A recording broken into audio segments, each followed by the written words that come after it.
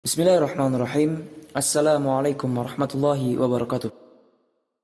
Sejarah Islam penuh dengan kisah-kisah sahabat Nabi yang agung, dan seyogyanya bagi orang-orang setelahnya untuk mengikutinya, belajar dan mengambil manfaat dari kabar mereka, dan kisah-kisah yang hebat agar menjadi sebaik-baik generasi berikutnya, atau generasi khalaf. Penonton yang terhormat, hari ini kita akan mengisahkan tentang sahabat yang mulia, salah satu sahabat dari sahabat-sahabat Nabi Muhammad SAW. Kita akan mengutip kisah dari perjalanannya berupa pelajaran yang harum serta nasihat-nasihat beliau.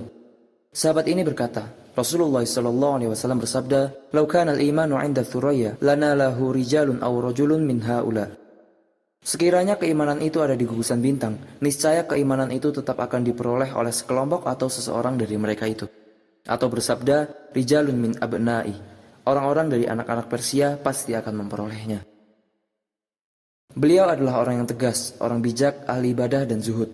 Beliau banyak meriwayatkan hadis-hadis Nabi Muhammad SAW, menemaninya dengan sebaik-baik pertemanan. Sesungguhnya dia adalah sang pencari kebenaran, yaitu Salman Al-Farisi Abu Abdillah. Maka bagaimanakah kisah dari sahabat yang mulia ini? Dan bagaimana dia berpindah dari agama Majusi penyembah matahari ke agama Nasrani? Dan kejadian apakah yang terjadi ketika dia bertemu dengan Nabi Muhammad SAW?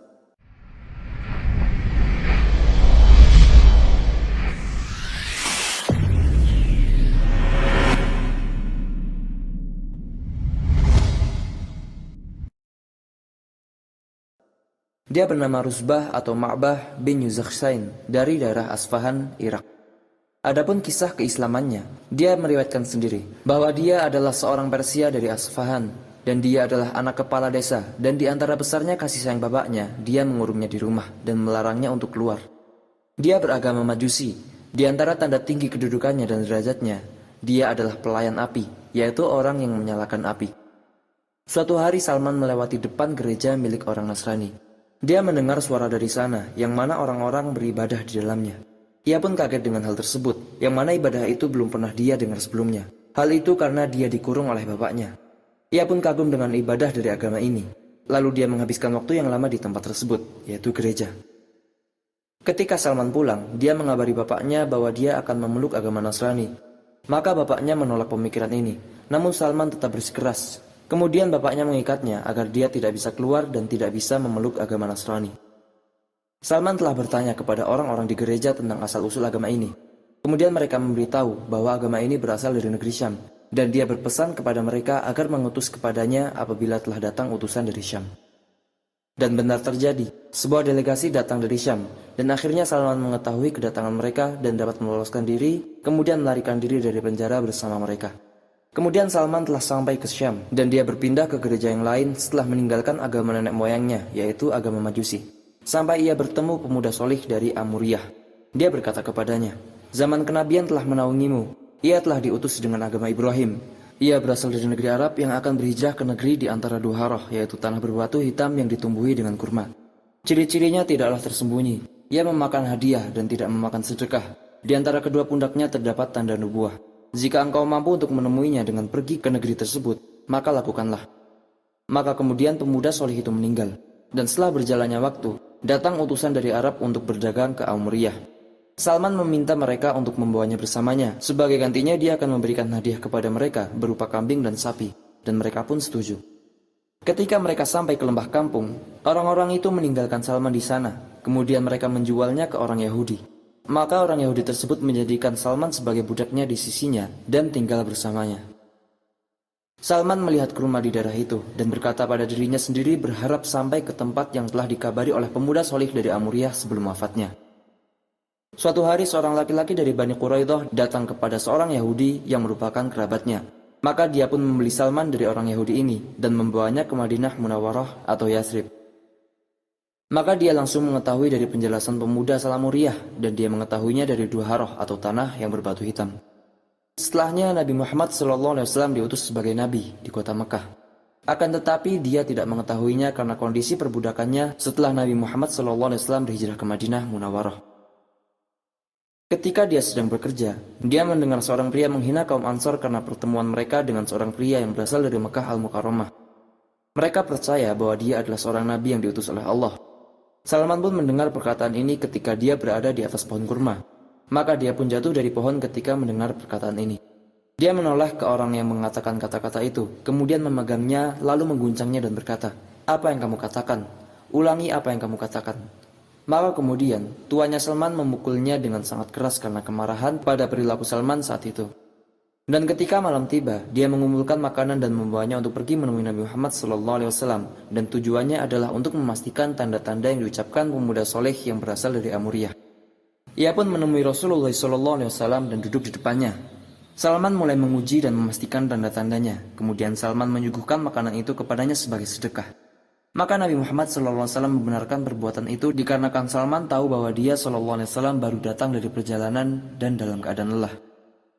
Namun Rasulullah SAW tidak memakannya dan membagikannya kepada para sahabat dan orang-orang yang bersamanya. Kemudian Salman kembali menyuguhkan kepadanya sebagai hadiah. Maka Rasulullah SAW memakannya.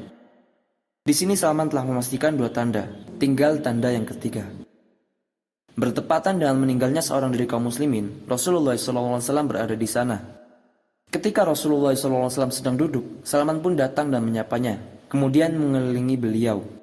Maka Rasulullah SAW memahami dengan kecerdasannya yang besar, kecerdasan dan intuisinya yang cepat bahwasanya dia ingin melihat hal tertentu. Maka kemudian Rasulullah SAW melepaskan mantel dari bahunya dan tanda itu tampak jelas. Maka setelah Salman melihat tanda itu dan yakin akan hal itu, Salman tersungkur di depan Rasulullah SAW sambil menangis. Dia kemudian menceritakan kisah lengkapnya kepada beliau SAW. Kemudian Salman disebutkan sebagai budak hingga tidak ikut bersama Rasulullah SAW dalam perang Badar dan Uhud. Lalu Rasulullah SAW bersabda kepada Salman, "Qal, katib ya Salman, fakatabtu sahibi ala 300 nakhlati ahyaiha lahu bil faqir bi 40 uqiyah." Artinya, tebuslah dirimu dengan mencicil wahai Salman. Maka setelah itu aku menebus diriku dengan mencicil kepada majikanku dengan 300 pohon kurma yang aku tanam untuknya di galian lubang beserta 40 uqiyah. Maka Rasulullah SAW bersabda kepada para sahabat, "A'inu akhakum, bantulah saudara kalian." Lantas mereka, para sahabat membantu Salman dengan memberikan pohon kurma. Terdapat seorang laki-laki yang memberi 30, ada pula yang memberi 20, 15, serta 10 tunas. Yakni tiap-tiap orang memberikan sebanyak yang mereka miliki, sehingga terkumpullah sebanyak 300 tunas. Faqala li Rasulullah SAW, "Idhhab ya Salman, fafaqqir laha, fa idza faragta fa'atini akunu ana adha'aha biyadi." Rasulullah SAW bersabda kepadaku, "Pergilah wahai Salman dan galilah lubangnya untuk tunas kurma. Jika engkau telah selesai menggalinya, maka temuilah aku agar aku yang menanamnya dengan tanganku." Maka kemudian Salman pun menggali lubang dengan dibantu oleh beberapa orang dari sahabatnya hingga dia menyelesaikannya, sehingga dia dapat menemui serta memberitahukan kepada Rasulullah SAW. Maka beliau SAW keluar bersama Salman untuk menuju tempat itu. Kemudian Salman memberikan tunas pohon kurma kepada beliau SAW. Maka kemudian beliau SAW menanamnya dengan tangannya. Demi zat yang jiwa Salman berada di tangannya, tidak ada satupun tunas pohon kurma yang mati, sehingga aku telah bisa untuk memenuhi tebusan diriku dengan pohon kurma, dan yang tersisa hanyalah tebusan dalam bentuk harta. Maka kemudian Rasulullah SAW menerima sebuah emas dengan wujud seperti telur ayam yang berasal dari sebagian harta rampasan perang. Lantas beliau bersabda, "Apa yang sedang dilakukan oleh orang Persia tersebut yang sedang menebus dirinya dengan mencicil?" Maka Salman pun dipanggil menghadap beliau. Beliau SAW berkata, "Ambillah ini dan tebuslah dirimu dengannya, wahai Salman." Maka kemudian Salman berkata, "Berapa banyakkah emas ini wahai Rasul, sehingga aku dapat tertebus?" Beliau SAW menjawab, "Ambillah, sesungguhnya Allah Azza wa Jalla yang akan menebus dirimu dengannya." Salman berkata, maka kemudian Salman mengambilnya dan menimbangnya untuk mereka. Demi zat yang jiwa Salman berada di tangannya, ternyata nilainya sebanyak 40 uqiyah. Salman pun langsung melunasi hak mereka, sehingga Salman pun merdeka. Kemudian Salman ikut bersama Rasulullah SAW dalam perang Khandaq, dan hari-hari berikutnya Salman tidak pernah luput bersama beliau dalam peperangan. Salman wafat pada masa kekhilafan Utsman bin Affan radhiyallahu anhu pada tanggal 8 Safar tahun 33 Hijriah di kota Madain, Irak. Semoga Allah meridhoi Salman dan para sahabat Nabi seluruhnya. Salawat serta salam dan keberkahan kepada Nabi kita Muhammad SAW beserta keluarga dan sahabat-sahabatnya. Wallahu ta'ala a'lam wa sallallahu wasallam wa barak ala sayyidina Muhammad wa ala alihi wa sahbihi ajma'in. Wassalamualaikum warahmatullahi wabarakatuh.